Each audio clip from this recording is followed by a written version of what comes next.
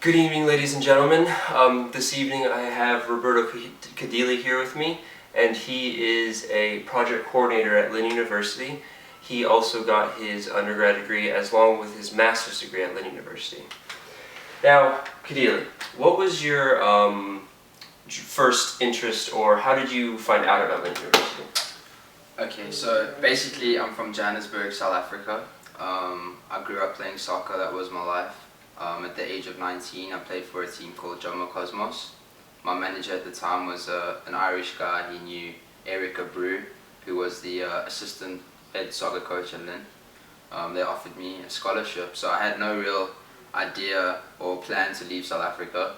But after being offered the scholarship, it was a full ride and I couldn't turn it down. I looked at the area, I looked at the school, beautiful place. And it was a great opportunity that I just couldn't afford to not take. So that was my thinking when I first came over. Now, playing for soccer at the university, as you mentioned, you made it to the NCAA championship twice. The first year, obviously, you lost in the finals, and the second year, you won. Can you just describe a little bit about the emotional experience of both of those and how that helps you in your job today? Sure. So I'm going to start from when I was a freshman. Starting off as a freshman was difficult for me. One of the biggest contributions to my development was the players I was surrounded with. We were a family, we were all international, so we all kind of had this similar, we were all thrown into this similar kind of situation where we away from home, so we kind of bonded with each other very quickly. So we formed this bond that was unbreakable, and then it grew year after year. We got to my junior year, we had a great team, great chemistry. We ended up going to the NCAA's, the finals.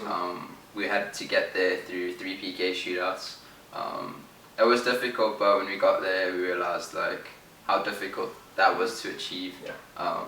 Losing that final was difficult. Probably one of the hardest things to do, but we had the same team come my senior year, and that was really important because we all had the same goal, the same ambition.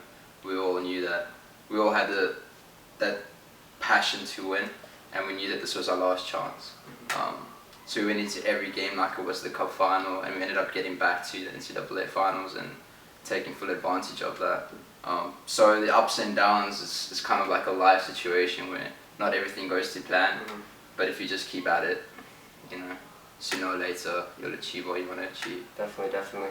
Now, with the job you have now, it's obviously, I'm sure, very demanding. What would you say is something that if another international student were to come to the university and they're looking for a job, how would you, or what's the most important thing you would tell them to prepare or focus on to achieve something that your status? You mean an international student? Well, one of the biggest things for us is when we come over here, it's different, it's everyone's perspective. So my perspective was that I wanted to not just come here, but stay here. Okay. So when I arrived, I had a goal was to find something that would guarantee me that place. Lynn has been that kind of pillar of strength for me. I did my bachelor's there, my MBA, I did a graduate assistant position.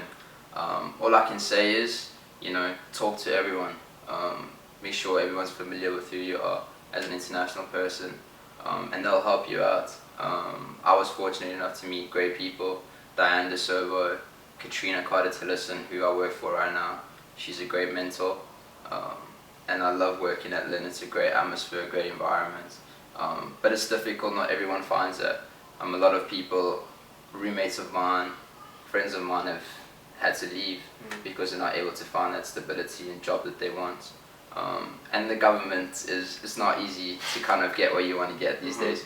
But putting that aside, if you do want something, you got to make sure you do all the right things, dot all your I's, cross all your T's, and just go for it. I mean, if it doesn't work out, something will work out. But out here, it's difficult as an international student, but if you meet the right people and if you show interest in something and if you put the right steps towards something, then it will happen for you. But if you sit back and wait for things to happen, it's never going to happen. Awesome. Well, thank you very much, Roberto Cadilhe. I appreciate getting the time out to interview, and we look forward to hoping to keep you sticking around, right? Yeah, for sure. Take care, man. Thank you. Appreciate it.